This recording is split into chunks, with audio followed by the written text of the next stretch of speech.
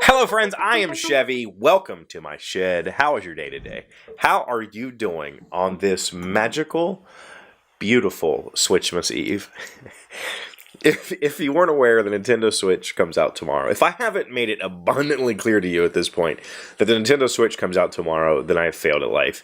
And I am slightly excited. And by slightly, I mean extremely excited. And the early reviews for Zelda are amazing. So, can't wait to play it. Can't wait to share it with you. Gonna do some stuff here on this show tomorrow. I'll also be doing quite a few videos tomorrow on the gameplay channel. Well, maybe. In preparation, I ordered a capture card from Amazon last week. And if I go look at it, it still hasn't shipped. I've got no shipping notices. It was supposed to have arrived between the 2nd and the 4th. So maybe I won't get it until Saturday, or maybe it just won't. I don't know. It's really irritating because I was hoping to have it for Friday. That's why I went to Amazon to order it, because I normally get things within 3 days. Kind of sucks. But anyway, so I'll have a video here tomorrow about the Switch. By that time, I'll probably have used it for quite a bit, so I'll be able to share with you my thoughts on the device.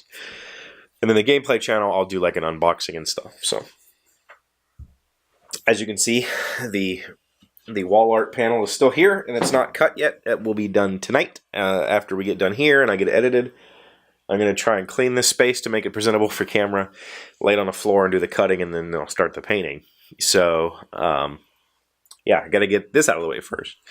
And all of this stuff has to go somewhere while I can do. Anyway, that's not what I want to talk about. I want to talk about the game. I want to talk about my game design. Give you an update because it's been a couple weeks. And it's been a couple weeks since I've tested it with other players. And so last night we tested it, and I didn't like it. And I didn't like it. I assumed going into last night that I wouldn't like it as much, and I don't. I have solo tested it, and I've played it myself, and it's one thing. But when you put it with other people and you play it, then it changes things. And so what I do, the reason I didn't like it, the reason that I knew. Let me explain to you the design process. There are a few different methods that people use when they design something. They start with a thing, and this doesn't necessarily belong to just board games. I'm not saying that this is how game design works. This is just design. So you start with a thing that's here, and you have a semi understanding of what your goal is, and then you just iterate on that thing. And so you do these incremental changes and changes and changes until that thing is good. Well, the thing is, if you start here and you start here and you start down this path, and you do these little changes, you do these little changes, and you do these little changes, and then you get up here and you're like, I don't like this. I'm not enjoying this. Then you have to go clear back to the beginning and pick a different path to go. And so you've wasted all that time. My process is to go from here straight to here, see if this sucks, and then if it does, then I'll go on the other path and try that. And I'll bounce around. So I make big swingy changes, and it's completely intentional. My old playtest group, I drove them nuts because it would be like I would design a game, we would play it, and the next week it was a completely different game because I bombed it and then started over. And that's on purpose for me. That's how I want to see the extent of where I can go and how far I can push it. And so the game that we played last night was much more thinky. There was a whole lot more record keeping and way more involved than I want it to be. I want it to be much simpler, much more compact. And so I just dialed it up. Like, I'm going to dial this thing up, see what happens. It didn't break. It was playable, but it wasn't nearly as fun as I want it to be. And so I have to now reset. So I haven't lost anything. Truthfully, that told me a lot about what I had expected. And the outcomes that came from that were different than what I expected. So now, instead of going all the way back to here, I'm going to go back to about the halfway point and then shift up. right? So I know that's like a really weird way of thinking about it, but essentially I'm going to reset to an earlier space and time which never really existed and kind of move away from that a little bit in a different direction. So it's a valid test. It was a very valid test. The playtesters had very valid opinions. Everything that they said was already in my head mostly, because like I said, I kind of went into this knowing. But that's just me. I like to test the extremes. Like at this point in the design, at this point in designing a game, when I'm only this is only the third or fourth playtest I've done with other people. The game it's not a game yet. It's still just a system that I'm trying to define. It doesn't have defined rules yet. I haven't even written the rules down. And so it's so early in the design process, there's no point in trying to make it perfect. That's just hindering the creativity of the design.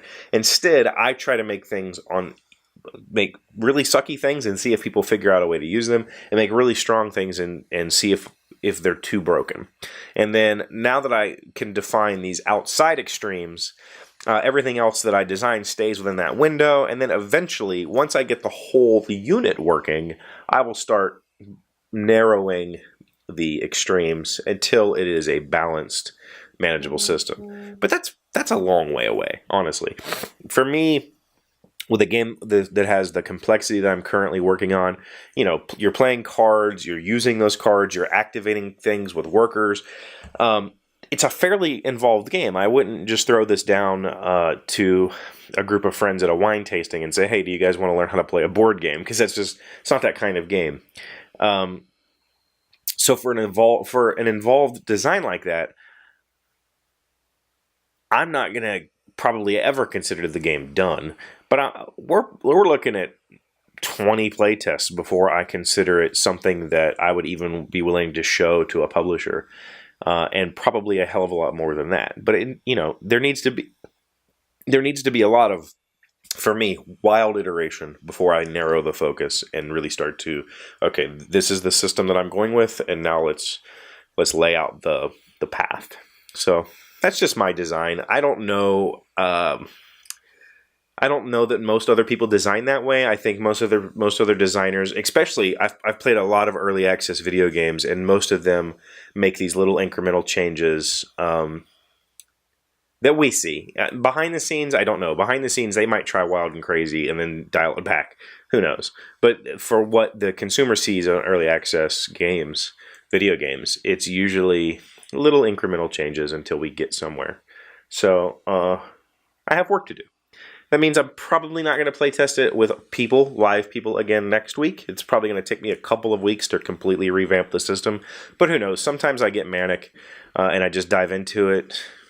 But then again, tomorrow, March 3rd, did you know the Nintendo Switch comes out? It's Switchmas!